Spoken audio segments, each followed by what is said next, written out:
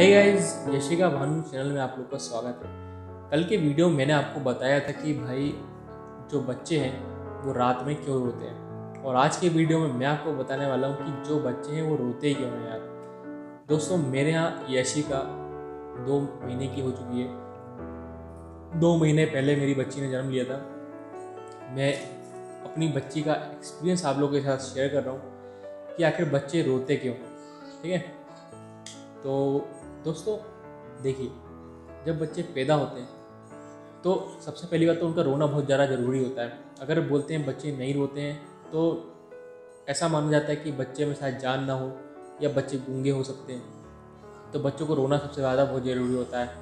अब उसके बाद जब बच्चे आपके घर आ जाते हैं तब बच्चे को रोने का कारण क्या होता है, तो मैं आपको कुछ ऐसे रीज़न बताऊँगा जो बहुत ज़्यादा ज़रूरी है आपको जानना कि बच्चों का रोने का कारण क्या होता है। तो सबसे बड़ा रीज़न जो बच्चों का रोने का होता है वो ये है, सबसे पहला टॉप पे वो ये उनकी भूख, उनको भूख लगना। देखिए दोस्तों, बच्चे कोई रोटी सब्जी तो खा नहीं सकते, ठीक है, और ना ही कोई ऐसा फल फ्रूट खा सकते हैं। वो तो सिर्फ माँ के दूध पर निर्भर कर रहते हैं और उन्हीं के दूध पे रहते हैं, ठीक है। तो जो दोस्तों उनको भूख जब लगती ना तो वो बोल भी नहीं सकते कि यार मुझे भूख लगी है, खाना खिला दो मुझे, या कुछ भी आपको बोल के नहीं बता पाएंगे कि मुझे भूख लगी है, मुझे खाना खिला दो या कुछ भी। तो वो कैसे बताएंगे, तो वो आपको रो के बताएंगे। तो वो रोने लगते हैं तो आप समझ जाइए कि उनको भूख लगी है, ठीक है। अब भाई बात यह है कि बच्चे खाली भूख के लिए ही नहीं रोते हैं, और भी ऐसे कई कारण हैं जिनके कारण बच्चे रोते हैं, ठीक है। जो दोस्तों नवजात शिशु है, ये जो अभी बच्चे पैदा हुए हैं, 2 से 3 महीने के बच्चे हैं, उनके रोने के बहुत कॉमन रीज़न होते हैं। सबसे पहला तो दोस्तों भूख लगना, जो मैंने आपको अभी बताया।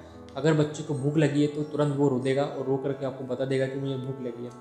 और दोस्तों रोते वक्त वो एक इशारा और कर सकता है, वो मुंह में या तो उंगली रखेगा या इस तरीके से मुंह में अपना हाथ डालेगा, ठीक है।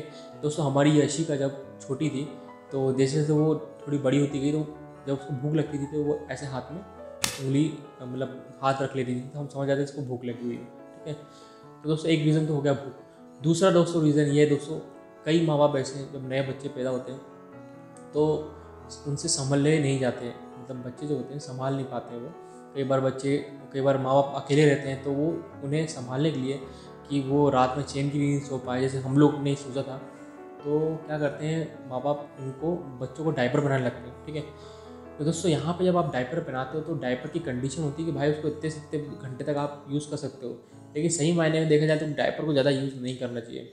कई माँ बाप उस डायपर को बहुत ज़्यादा बच्चों को पहना देते हैं, और डायपर पहनाने से सबसे बड़ा प्रॉब्लम होता है दोस्तों ये कि डायपर से बच्चों के जो पीछे का जो भाग है ना, जहाँ से बच्चे पोटी करते हैं, वहाँ पे उनको रेसेस हो जाते हैं, और रेसेस इतने भयंकर भी होते हैं कि उनको बहुत खुजानी चलती है और वो खुजा नहीं पाते, हाथ तो उनके जाएंगे नहीं, तो वो रोने लगते हैं और हर घड़ी रोते हैं, ठीक है।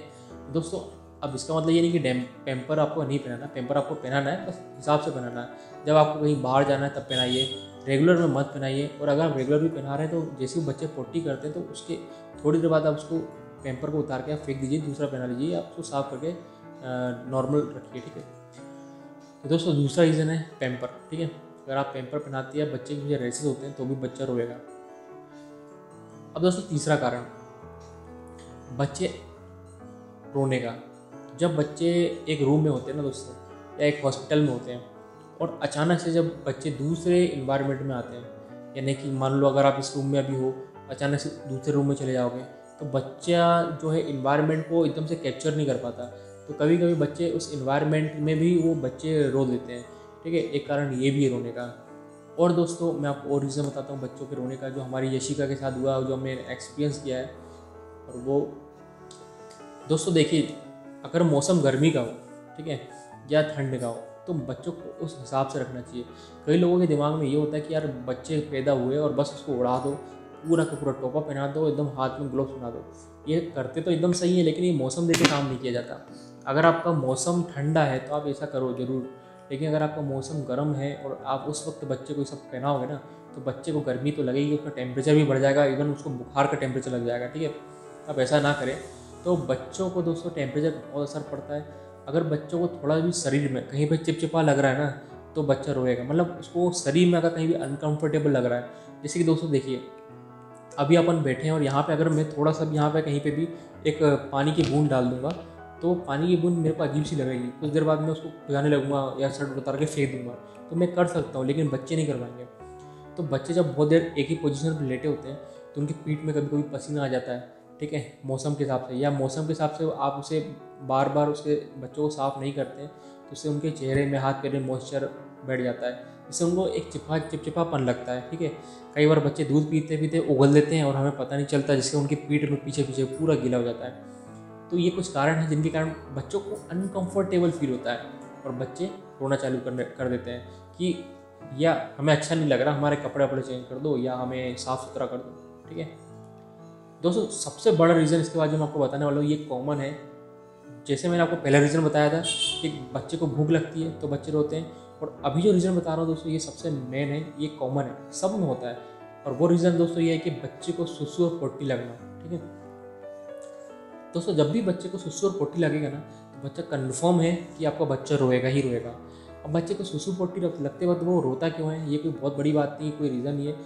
जब वो बच्चा सुसु और पोटी करता है तो सबसे पहली बात तो उसको खुद अनकंफर्टेबल लगता है और वो गीला गीला उसको महसूस होता है, या उसके शरीर से कोई पदार्थ निकलता है तो उसको अजीब बेचैनी सी होती है, तो वो उस वक्त वो रो देता है। हमारी यशिका भी दोस्तों जैसी सुसु पोटी करती थी तो उसी वक्त वो रो देती थी, और अभी भी वो ऐसे ही करती है। तो सबसे बड़ा रीज़न दोस्तों ये भी है। अब दोस्तों बात आती है यहाँ पे कि कई बार ऐसा होता है कि माँ बाप समझ नहीं पाते कि हमारा बच्चा रो क्यों रहा है। कई बार उसको भूख लगी है, लेकिन आप उसे एक बार चेक कर लिए कहीं वो सुसु पोटी तो नहीं है, क्योंकि शुरू के जो 2 महीने के बच्चे होते हैं, 2 महीने 1 महीने के बच्चे होते हैं, वो सुसु पोटी बहुत ज़्यादा करते हैं, ठीक है। तो हर घड़ी घड़ी में जब माँ दूध पिलाती है हर थोड़ी देर में सुसु पोटी कर देते हैं। तो ऐसे में जैसे सुसु पोटी उनका होता है उनको रोना आ जाता है, ठीक है। और दोस्तों एक और रीज़न मैं आपको बताने वाला हूँ इसमें, कभी कभी दोस्तों जब बच्चों को दूध पिलाया जाता है तो उनको अनपच की प्रॉब्लम होती है, यानी कि उनको पेट में गैस बनने लगता है, और ये हमें समझ में नहीं आता कभी कभी। तो अगर मैंने आपको अभी जो भी कारण बताया अगर इनमें से नहीं हो, आपको ऐसा लग रहा है कि बच्चों को पेट में कुछ प्रॉब्लम हो रही है, बच्चे को अनपच हो रहा है, यानी कि वो लेटरिन प्रॉपरली नहीं कर पा रहा है, गैस पास नहीं हो रही है, तो यानी कि उसको उसको जो गैस्ट्रिक का प्रॉब्लम हो रहा है, यानी कि बच्चे को पेट में कुछ प्रॉब्लम हो रहा है। तो बच्चे ऐसे समय में भी रो के बताते हैं। तो जब बच्चों का पेट दर्द है या पेट में उसको गैस जैसी आपको महसूस हो, या बच्चा गैस नहीं कर रहा है और बच्चा पोटी भी ठीक से नहीं कर रहा है, तब आप उसके पेट में थोड़ी सी हींग लगा सकते हो। ये मैं आपको घरेलू उपचार बता रहा हूँ जो मैंने खुद ने अपनी बच्ची का एक्सपेरिमेंट किया है, जिससे बच्ची को तुरंत आपको गैस पास हो जाएगी और बच्ची ठीक हो जाएगी। तो दोस्तों अगर आप इस पर इन सब चीज़ों को यूज़ नहीं भी करना चाहते तो आप डॉक्टर को दिखा सकते हो, ठीक है। और दोस्तों इनके अलावा भी अगर आपके बच्चे फिर भी रोते हैं या बहुत ज़्यादा रोते ही रहते हैं, हर थोड़ी देर में रोते हैं, तो आप डॉक्टर को दिखा सकते हो कि उन्हें कुछ और प्रॉब्लम तो नहीं हो रही है, ठीक है। अभी के लिए तो दोस्तों बाय।